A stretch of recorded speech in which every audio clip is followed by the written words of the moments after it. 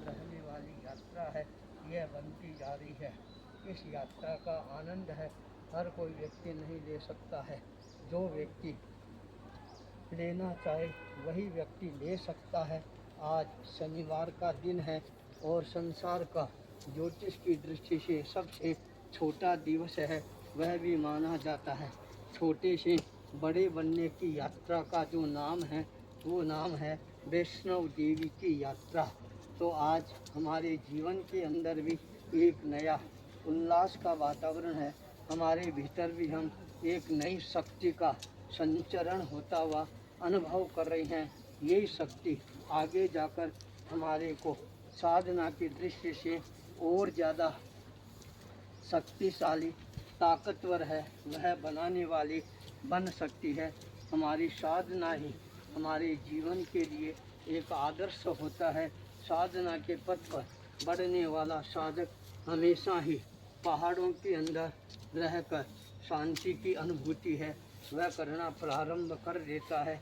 तो आज यह वैष्णव देवी की यात्रा है, उस यात्रा को संपन्न करने का एक अवसर प्राप्त हो रहा है। बरगढ़ की धरा वास्तव में ही इन यात्राओं के लिए प्रसिद्ध धरा रही है। यहाँ पर जब अगले महीने बहुत बड़ा आयोजन होगा, जहाँ पर कृष्ण और कंस का पूरा संवाद है वह दिखाया जाएगा। चलो इस बार नहीं तो अगली बार वह अवसर भी हमारे को मिलेगा जब हम कृष्ण और कंस का वह सारा दृश्य है इस बरगढ़ की धरा पर देखने का प्रयास करेंगे।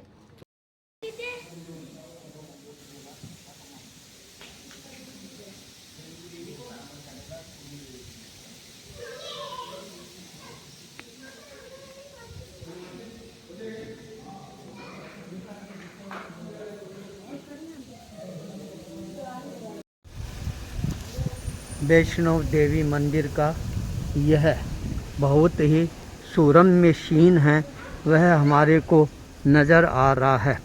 यहाँ पर वैष्णव देवी पहाड़ पर चढ़ने के लिए दो रास्ते हैं। एक रास्ता है सड़क मार्ग का, जहाँ से व्यक्ति गाड़ी के माध्यम से आराम से पहुँच सकता है। दूसरा रास्ता जो व्यक्ति बलवान हो, ताकतवर हो, श्रद्धावान हो, वो इन सीढ़ियों के सहारे भी अपनी यात्रा है वह आनंद संपन्न कर सकता है। हमारे को यह दोनों अवसर हैं वो प्राप्त हो गए हैं। अभी हम वैष्णव देवी की यह यात्रा परिसंपन्न करते हुए धीरे धीरे नीचे की ओर उतर रही हैं। पूरा जंगल का दृश्य है वह वास्तव में ही देखने लायक है, मन भावन है। यहाँ पर व्यक्ति आकर आराम से बैठ जाए और यहाँ पर ध्यान साधना करना प्रारंभ कर देता है तो उसका मन अपने आप ही एकाग्रता के साथ साधना की ओर विशेष रूप से स्थापित होना प्रारंभ हो जाता है। वैष्णव देवी शक्ति की एक प्रतीक पुरुष के रूप के अंदर उभर कर सामने आती है। मातृशक्ति को जागृत करने वाली यह वैष्णव देवी की यात्रा वास्तव में ही हर भक्त के मन के अंदर एक नई उमंग है वह जागृत करने वाली बन जाती है। एक बार जो व्यक्ति इस पहाड़ों की यात्रा में आ जाता है, यहाँ की सीन सीनरी मंदिर का सारा दृश्य देखकर उसके मन के अंदर बार बार आने का अवसर है यह प्राप्त होना प्रारंभ हो जाता है।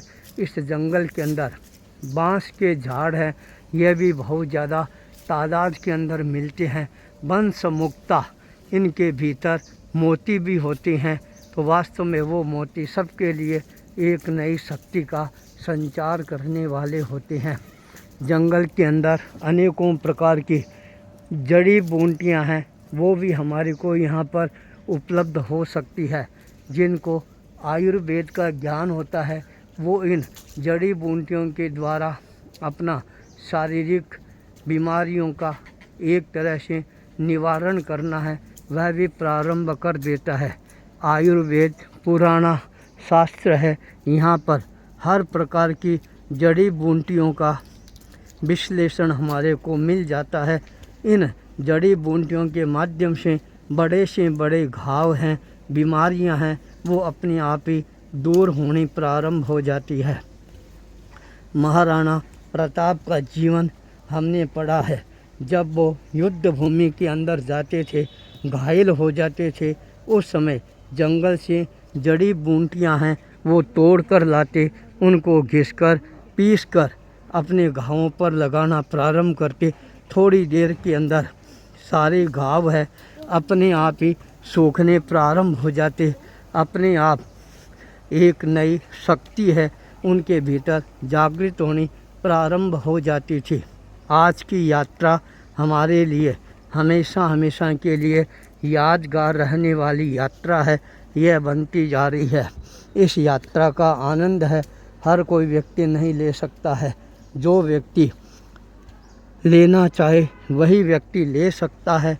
आज शनिवार का दिन है और संसार का ज्योतिष की दृष्टि से सबसे छोटा दिवस है, वह भी माना जाता है। छोटे से बड़े बनने की यात्रा का जो नाम है वो नाम है वैष्णव देवी की यात्रा।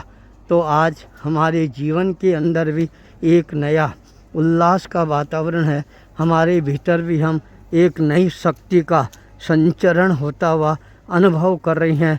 यही शक्ति आगे जाकर हमारे को साधना की दृष्टि से और ज़्यादा शक्तिशाली ताकतवर है, वह बनाने वाली बन सकती है। हमारी साधना ही हमारे जीवन के लिए एक आदर्श होता है। साधना के पथ पर बढ़ने वाला साधक हमेशा ही पहाड़ों के अंदर रहकर शांति की अनुभूति है वह करना प्रारंभ कर देता है। तो आज यह वैष्णव देवी की यात्रा है, उस यात्रा को संपन्न करने का एक अवसर प्राप्त हो रहा है। बरगढ़ की धरा वास्तव में ही इन यात्राओं के लिए प्रसिद्ध धरा रही है। यहाँ पर जब अगले महीने बहुत बड़ा आयोजन होगा जहाँ पर कृष्ण और कंस का पूरा संवाद है वह दिखाया जाएगा। चलो इस बार नहीं तो अगली बार वह अवसर भी हमारे को मिलेगा जब हम कृष्ण और कंस का वह सारा दृश्य है इस बरगढ़ की धरा पर देखने का प्रयास करेंगे। तो आज की यात्रा हमारे लिए और ज़्यादा कल्याणकारी मंगलकारी बनेगी। इसी मंगल भाव के साथ ओम ह्रीं श्रीं बावन गजा बालाजी नमो नमः। ओम ह्रीं श्रीं बावन गजा बालाजी नमो नमः। ओम ह्रीं श्रीं बावन गजा बालाजी नमो नमः। नमो नमः नमो नमः नमो नमः। वैष्णव देवी पूरे विश्व के अंदर अपनी शक्ति के लिए प्रसिद्ध माता कहलाती है। वैष्णव देवी मंदिर आज पूरे हिंदुस्तान के अंदर हमारे को जगह जगह पर देखने के लिए मिल जाता है। आज 21 दिसंबर 2024 शनिवार सबसे छोटा दिन ज्योतिष दृष्टि से आज हमारे को भाई राजेंद्र प्रसाद अग्रवाल के साथ इस मंदिर के अंदर आने का अवसर है यह प्राप्त हुआ है। इस मंदिर की भव्यता है वह देखते ही बनती है। शहर से भले ही दूर है पर श्रद्धालु जनता के लिए आस्था का यह प्रमुख केंद्र बिंदु बना हुआ है।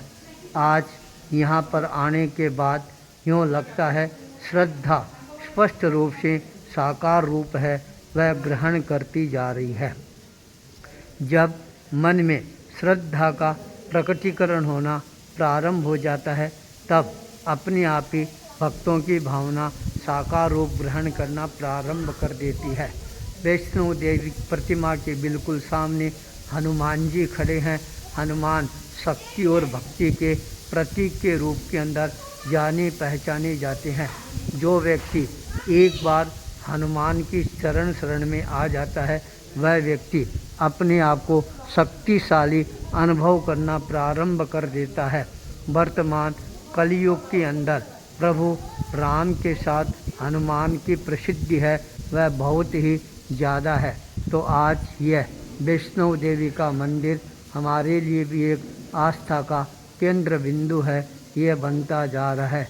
यहाँ आने के बाद अपने आप ही मन के अंदर शक्ति का नया संचार है वह होता हुआ नज़र आना प्रारंभ हो जाता है।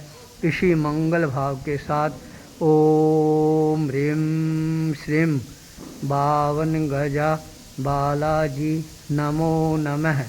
ओम ह्रीं श्रीं बावन गजा बालाजी नमो नमः।